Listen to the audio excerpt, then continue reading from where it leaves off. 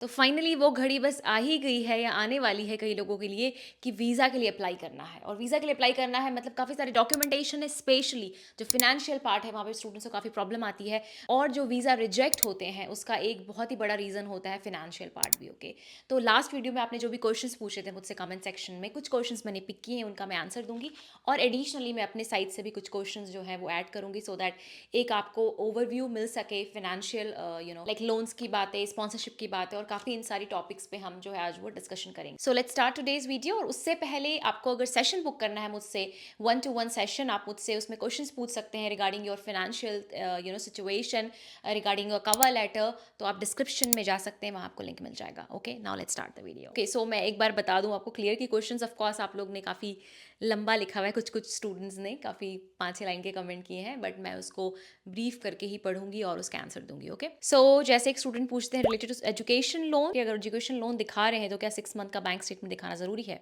Okay, यहाँ पे दो बातें हैं, दोनों चीज़ें अलग हैं। क्या अलग है? देखो, पहली चीज़ तो ये कि एजुकेशन लोन है, तो अगर एजुकेशन लोन है आपके पास तो कोई ज़रूरी नहीं है कि पूरे 6 मंथ आपको पैसे दिखाने हैं, है ना, क्योंकि एजुकेशन लोन आपने लिया, आपके पास प्रॉपर प्रूफ है कि आपने एजुकेशन लोन लिया है।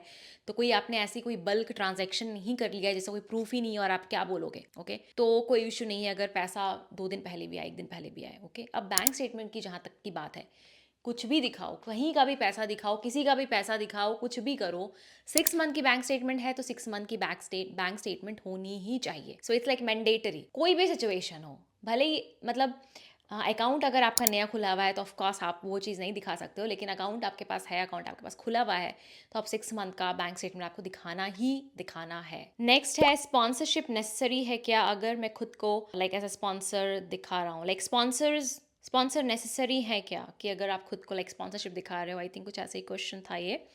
तो अगर आप खुद को स्पॉन्सर दिखा रहे हो, लाइक आप अगर खुद से फिनांस कर रहे हो, आप खुद से फंड लगा रहे हो अपना, तो ऑफकोर्स कोई ज़रूरी नहीं है आपको कि आप किसी और को स्पॉन्सर दिखाओ, है ना। तो ऐसा नहीं है कि स्पॉन्सर कोई नहीं रहेगा, स्पॉन्सर आप खुद रहोगे, आप सेल्फ स्पॉन्सर रहोगे इस केस में। ओके, स्पॉन्सरशिप में हमें पता है कि मदर या फादर ही स्पॉन्सर कर सकते हैं।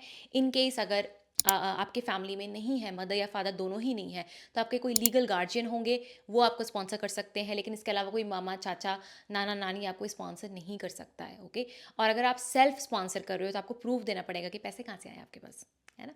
तो आपको प्रूफ देना पड़ेगा, अगेन 6 मंथ का बैंक स्टेटमेंट दिखाना पड़ेगा।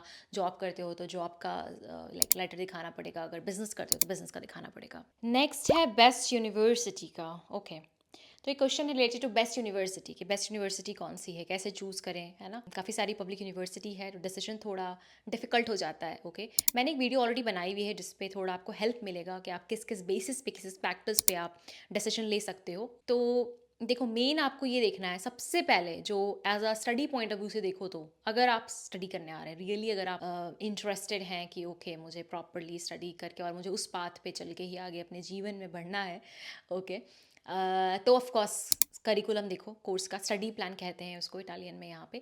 तो स्टडी प्लान देखो कि क्या स्टडी प्लान है, सारे के स्टडी प्लान जो है वो कंपेयर करो। ये रीज़न अगर बहुत ज़्यादा इंपॉर्टेंट नहीं है आपके लिए, तो फिर आप सिटी देख सकते हो, क्योंकि सिटी एक बहुत इंपॉर्टेंट रोल प्ले करता है। काफ़ी लोग सोचते हैं कि छोटी सिटी जाएंगे तो खर्चा कम होगा, अच्छे से रहेंगे, बट काफ़ी सारी चीज़ें, अगर थोड़ी बड़ी सिटी रहती है, मीडियम सिटी रहती है, तो उसमें ज़्यादा लोग भी होते हैं, ज़्यादा लोग होते हैं तो ज़्यादा लोगों से जान पहचान होती है, बातचीत होती है, आपको भी थोड़ा अच्छा लगता है। काफ़ी अगर बहुत छोटी सिटी में रहोगे, जहाँ पे बहुत सारे स्टूडेंट्स नहीं हैं, जैसे फॉर एग्जाम्पल मैं पिज़्ज़ा में रहती हूँ, पिज़्ज़ा बहुत कोई बड़ी सिटी नहीं है, लेकिन it's a student city, right. So it's very easy, एक बहुत कन्वीनियंट भी होता है आने जाने में, और फ्रेंड्स बन जाते हैं इजीली, कोई बहुत डिफिकल्ट नहीं होता। लेकिन कोई ऐसा सिटी में जहाँ पे काफ़ी कम लोग हैं, काफ़ी कम इंटरनेशनल लोग हैं। ओके, मैं ये नहीं कह रही हूँ कि सिर्फ अपनी ही कंट्री के लोग हैं, इन जनरल इंटरनेशनल स्टूडेंट्स अगर नहीं है वहाँ पे, बहुत कम है स्टूडेंट्स वगैरह, तो थोड़ा वहाँ पे खाली खाली से लगता है। और फिर अगर पार्ट टाइम जॉब की भी बात करो तो कम अपॉर्चुनिटीज़ आपको मिलते हैं। ओके, तो सिटी एक इंपॉर्टेंट फैक्टर हो गया। अब क्वालिटी ऑफ एजुकेशन आता है। देखो, क्वालिटी ऑफ एजुकेशन, सारी यूनिवर्सिटी अच्छी है, सारी यूनिवर्सिटी की जो क्वालिटी ऑफ एजुकेशन है वो अच्छी, क्यों अच्छी है, क्योंकि उन्होंने ऐसे ही पढ़ा है अपने स्कूल में, अपने कॉलेजेस, अपनी यूनिवर्सिटी में, है ना। तो वही लोग प्रोफेसर हैं अभी, है ना। तो वही लोग आपको पढ़ाएंगे हर यूनिवर्सिटी में, वैसे ही प्रोफेसर हैं जो आपको पढ़ाएंगे। तो आई थिंक क्योंकि जो मेन बेस है एजुकेशन सिस्टम है इटली का, वो बहुत स्ट्रॉन्ग है, तो वो कैरी फॉरवर्ड होता रहता है आगे। तो जो प्रोफेसर्स हैं, चाहे वो प्रोफेसर्स आप किसी भी यूनिवर्सिटी में हो, सब वही चीज़ आगे जो है वो फॉलो करते हैं। तो क्वालिटी ऑफ एजुकेशन में तो कोई प्रॉब्लम नहीं आएगी, अनटिल अनलेस कोई, अगर आपको बहुत कोई अच्छी रैंक यूनिवर्सिटी मिल रही है, टॉप 5 में मिल रही, टॉप 4 में मिल रही है, ओके, तो उस चीज़ पे कंसिडरेशन आप उस चीज़ को दे सकते हो। ओके, देन एक बहुत इंपॉर्टेंट फैक्टर है पैसे का। पैसे ही नहीं है अगर तो मिलान जैसी सिटी में कैसे रहोगे। ओके, तो पैसा भी एक फैक्टर है जो आपको ऑफ कोर्स देखना है। मिलान में अगर एडमिशन हो जाता है जहाँ पे टॉप रैंक यूनिवर्सिटी है, लेकिन फिर मिलान इज़ वेरी एक्सपेंसिव, 700 प्लस आपको एकोमोडेशन का सोच के चलना पड़ता है वहाँ पे। ओके, तो एक वो भी जो कंसिडरेशन है वो आपको मतलब देख के चलना चाहिए। नेक्स्ट क्वेश्चन पे आते हैं। आई नो मेरा पेज बहुत ही symmetrical ignore guys, ignore, knowledge पे फोकस करो। अच्छा, अब एक नव्या गुप्ता है, वो पूछती हैं after finishing study in Italy work in another country, sort of ऐसा कुछ क्वेश्चन है इनका कि अगर वो इटली में वर्क मतलब स्टडी फिनिश करती हैं तो क्या वो दूसरे कंट्री में जॉब कर सकती हैं? बिल्कुल कर सकती हैं। मैंने और भी बहुत सारे अपने वीडियोस बनाए हैं जिसमें मैंने ये चीज़ स्पेसिफाई की है स्पेशली कि आप सबसे अच्छी बात ये है शेंगन कंट्री में रहने का कि आप किसी भी दूसरे कंट्री में मूव कर सकते हो। आपको फ्रेश फिर से लाइक वीज़ा नहीं अप्लाई करना है, आपको बस एक रेजिडेंट कार्ड जो होता है इस कंट्री का पर्टिकुलरली वो अप्लाई करना है। तो आपको पहले क्या करना चाहिए, आपको जॉब ढूंढना चाहिए, आपको जॉब मिल जाएगा, आपको कॉन्ट्रैक्ट मिल जाएगा और फिर आप वो कंट्री विजिट कर सकते हो। आपको वीज़ा लगाने की ज़रूरत नहीं है और आप उस कंट्री का फिर वहाँ पे आप कॉन्ट्रैक्ट के बेसिस पे रेजिडेंट परमिट जो है वो अप्लाई कर सकते हो। ओके, तो क्या डिफिकल्ट है? नहीं, डिफिकल्ट नहीं है। डिफिकल्टी ऑफ कोर्स जॉब ढूंढने में आएगी। जॉब किसी को भी आसानी से कहीं भी नहीं मिलने वाला। ओके, आज के टाइम में सो होता है कि नहीं होता है, तो हो जाता है। ओके, नेक्स्ट है स्टूडेंट स्कॉलरशिप का पूछ रहा है Anil Maurya. Okay, Trento scholarship. Okay, so देखो रीजनल स्कॉलरशिप्स है ना, तो हर यूनिवर्सिटी एक रीजन के अंदर आती है। रीजन मतलब एक स्टेट के अंदर आती है, बेसिकली हर सिटी। ओके, और उस स्टेट की एक स्कॉलरशिप होती है। ये स्कॉलरशिप कौन देती है? स्टेट देती है। तो जो भी यूनिवर्सिटी उस रीजन के अंदर आएगी, ओके, स्टूडेंट्स उस रीजन के जो नाम है स्कॉलरशिप का, रीजन स्कॉलरशिप का, वहाँ पे अप्लाई कर सकते हैं। ओके, तो ऐसा वो यूनिवर्सिटी वाइज नहीं है फुल्ली फंडेड या रीजनल स्कॉलरशिप, रीजन के नाम पे ही है वो स्कॉलरशिप। ओके, सो अब आपको क्या करना चाहिए? सबसे पहले तो आपको जाना चाहिए ब्रॉड स्टडी इन्फो पे मेरी वेबसाइट पे, और वहाँ जा करके आपको एक आर्टिकल मिल जाएगा, लाइक ब्लॉग मिल जाएगा, जिसमें सब चीज़ आपको मिल जाएगी। यूनिवर्सिटी के सामने आपको सारे रीजन्स के नाम मिल जाएंगे, रीजन के सामने आपको सारे यूनिवर्सिटी के नाम मिल जाएंगे कि इस रीजन के अंदर कौन कौन सी यूनिवर्सिटी आती है। तो आपको रीजनल स्कॉलरशिप का नाम मिल जाएगा, फिर आप जाना गूगल में जाकर के टाइप करना रीजनल स्कॉलरशिप का नाम और आप डायरेक्टली उस वेबसाइट पे लैंड कर जाओगे। उस वेबसाइट पे जाने के बाद आपको ढूंढना है कॉल, स्कॉलरशिप का कॉल। ओके, जिसको इटालियन में कहेंगे ये बोर्सो दी स्टूडियो। ओके, तो वो कॉल आप जाके पढ़ सकते हो। सारी डिटेल्स, डेडलाइंस कब रहती हैं, क्या क्या डॉक्यूमेंट्स लगते हैं, कितने पैसे मिलते हैं, क्या बेनिफिट मिलता है, सब कुछ। अदरवाइज मेरे स्कॉलरशिप प्लेलिस्ट में भी काफ़ी सारे मैंने रीजनल स्कॉलरशिप कवर की हुई है, तो आप वो भी चेक कर सकते हो। Next, I try to contact you. Okay, तो ओके कॉन्टैक्ट करने की कोशिश कर, मैं जवाब नहीं दे रही हूँ। ओके, सो देखो इंस्टाग्राम है मेरे पास यूट्यूब है, वेबसाइट है, ईमेल आईडीज़ हैं। ओके जो सेशंस हैं, तो काफ़ी डिफरेंट चीज़ें हैं। तो ऑफकोर्स पॉसिबल नहीं हो पाता है कि हर किसी को कंटिन्यूसली रिप्लाई कर सकूं, या फिर मैं कोशिश करती हूँ इंस्टाग्राम पे कि हर किसी को कम से कम एक बार तो ज़रूर रिप्लाई करूँ मैं। कई बार नहीं हो पाता है, मैं भी अगर बिजी रहती हूँ काम में अपना खुद के, बट अगेन मैं हमेशा चाहती हूँ कि मैं सब कोई को रिप्लाई करूँ। मेरे बस में हो तो मैं लिटरली हर किसी को रिप्लाई करूँ, बट नहीं हो पाता है। इसीलिए मैंने सेशन रखा हुआ है, 1-to-1 जो सेशन है वो रखा हुआ है। अगर आपको कोई अर्जेंसी है और मैं रिप्लाई नहीं कर पा रही हूँ तो आप डायरेक्टली सेशन बुक कर सकते हैं। डिस्क्रिप्शन में आपको जो है वो लिंक मिल जाएगा। Let's go next question. Course change अगर करना है, ओके, कोर्स चेंज करना ना बहुत कॉमन क्वेश्चन है। बहुत लोग पूछते हैं कि क्या मतलब कोर्स चेंज कर सकते हैं क्या? तो कोर्स चेंज करना इट्स नॉट डिफिकल्ट। अगेन ये यूनिवर्सिटी टू यूनिवर्सिटी डिपेंड करेगा। कुछ यूनिवर्सिटी बोलेंगे कि पहले साल तक आप कोर्स चेंज नहीं कर सकते, आपको पढ़ना ही पड़ेगा ज़बरदस्ती हाँ, आपको पढ़ना ही पड़ेगा, पहले साल आप नहीं चेंज कर सकते। कहीं आप 2 सेमेस्टर में चेंज कर सकते हो, डिपेंड करेगा अगेन यूनिवर्सिटी क्या रूल है। ओके, अब कोर्स चेंज करने की भी जो रूल होती है वो जिस यूनिवर्सिटी में आप जा रहे हो, नई यूनिवर्सिटी, पुरानी यूनिवर्सिटी, दोनों यूनिवर्सिटी के रिक्वायरमेंट्स आपको फुलफिल करने पड़ते हैं। ओके, आपको अपनी यूनिवर्सिटी परमिशन लेना पड़ेगा, वहाँ पे कुछ चार्जेस होते हैं, बहुत मिनिमम से चार्जेस होते हैं, वो पे करना पड़ता है। जिस यूनिवर्सिटी में जा रहे हैं वहाँ उनको भी कॉन्टैक्ट करना पड़ता है। फिर वो आपकी डिग्री देखेंगे, फिर देखेंगे आपने क्या क्या सब्जेक्ट्स पढ़े हुए हैं। अगर कुछ सब्जेक्ट्स उनको रिलेवेंट लगेंगे उनकी यूनिवर्सिटी में जो कोर्स है उससे, तो आपको वो सब्जेक्ट के क्रेडिट्स मिल जाएंगे। क्रेडिट्स का मतलब है कि पॉइंट्स मिल जाएंगे, है ना, उसके। सो पॉसिबल है और ये चीज़ हो सकती है। Okay, again subject to the requirement of university.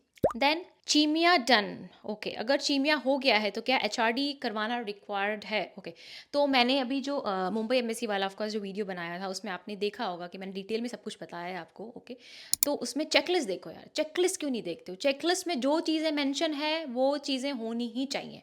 Okay.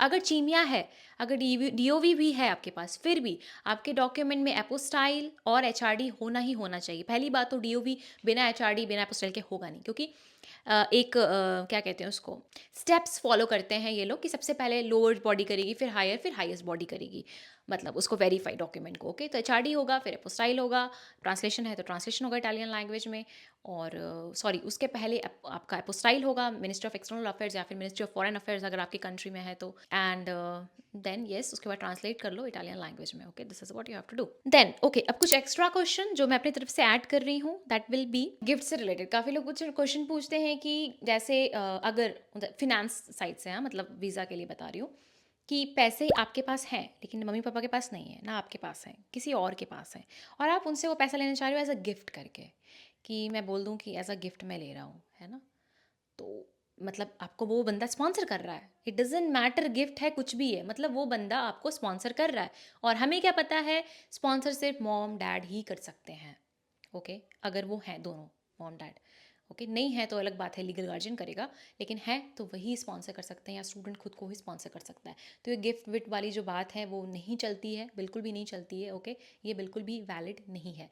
अब डॉक्यूमेंट्स कैसे अरेंज करना है, तो ऑफकोर्स जैसे ना चेकलिस्ट में जैसे सीक्वेंस दिया हुआ है वैसे वैसे आपको डॉक्यूमेंट्स अरेंज करना चाहिए। ओके, नेक्स्ट क्वेश्चन काफ़ी लोग पूछते हैं लोन से रिलेटेड, कि लोन का कितना अमाउंट दिखाऊं। ओके, तो मैं सबको यही बोलती हूँ, कहीं भी ये चीज़ नहीं लिखी हुई। देखो हमेशा ना डॉक्यूमेंटेशन के हिसाब से चलो, डॉक्यूमेंट में क्या लिखा हुआ है, जो चेकलिस्ट आई उसमें क्या चीज़ें मेंशन की हुई, अपने हिसाब से मत कुछ सोचो, या कंसल्टेंसी कुछ भी कह रहे उसकी बात मत सुनो। कहीं भी नहीं लिखा हुआ है कि लोन का अमाउंट कितना होना चाहिए। ओके, तो ये आपके ऊपर डिपेंड करता है अब कि आप कितना खुद से पैसे लगा सकते हो। तो मैं सबको यही बोलती हूँ, जितना जितना जितना अपने से हो सके उतना पैसा लगाओ, जितना कम हो सके उतना लोन दिखाओ। क्यों? क्योंकि आपको फिनेंशियली क्या बनना है, स्ट्रांग दिखाना है। तो दोनों चीज़ें इंपॉर्टेंट हैं। साथ में अगर मैं एडिशन करूँ इसमें, तो पैसे दिखाना भी ज़रूरी है और पैसे का सोर्स भी दिखाना ज़रूरी है, और पैसे का सोर्स होना चाहिए, जेन्युइन होना चाहिए, और पैसे कहाँ से आ रहे हैं उसका प्रूफ होना चाहिए। इट मीन्स जो भी बंदा पैसा दिखा रहा है, जो भी बंदा स्पॉन्सर है, उसको दिखाना चाहिए कि उसके पास पैसे आखिर कहाँ से आ रहे हैं, वो प्रूफ होना चाहिए। लास्ट क्वेश्चन, कि क्या पैसा दिखाना है, जो सपोज़ क्या 6000 अराउंड दिखाना है आपको एक साल का, अगर आप पढ़ाई करने जा रहे हो एक साल के लिए, 2 साल के लिए 12,000, 3 साल के लिए 18,000, मेडिसिन एंड सर्जरी के लिए 36 lakh. Okay, 18,000 euro, 18,000 euro. Okay, तो अब ये जो है, ये आपका मैक्स मतलब जो मिनिमम अमाउंट है, सॉरी, वो आपको शो करना है। ओके, अब इसके बाद आपकी श्रद्धा के अनुसार आपको ज़्यादा दिखाना है, आप ज़्यादा दिखा सकते हो, कम अगर आपको दिखाना है फिर ये आपके ऊपर डिपेंड करता है। अगर नहीं है पैसे तो क्या करोगे, जितना है उतना ही दिखाओ, लेकिन कम से कम अप्लाई तो करो वीज़ा के लिए। तो बस ये कहना है उस चीज़ पे मुझे। लास्ट चीज़, कि ये जो पैसे हैं ना, ये ज़रूरी नहीं कि थ्रू आउट 6 महीने हो, ये एंड में भी हो तो चलेगा। ओके, लेकिन ऐसा नहीं है कि बस आज तो मेरे पास 1 रुपए थे और कल मैं बन गया करोड़पति, है ना, या बन गई करोड़पति। तो पूछेंगे कैसे बने आप, मतलब कैसा क्या जादू किया आपने एक दिन कि आप एकदम से यहाँ से यहाँ चले गए। ओके, तो बैंक बैलेंस ऐसा नहीं होना चाहिए कि ऐसे और ऐसे और फिर ऐसे, है ना, मतलब थोड़ा तो स्टेबल हो। Bank balance certificate, sorry statement. Okay, तो चलिए बैलेंस बनाए रखते हैं, और आप ज़रूर सब्सक्राइब करिए मेरे चैनल को अगर आपको अच्छा लगता है मेरे वीडियो देखना। So till the time, bye, चाओ।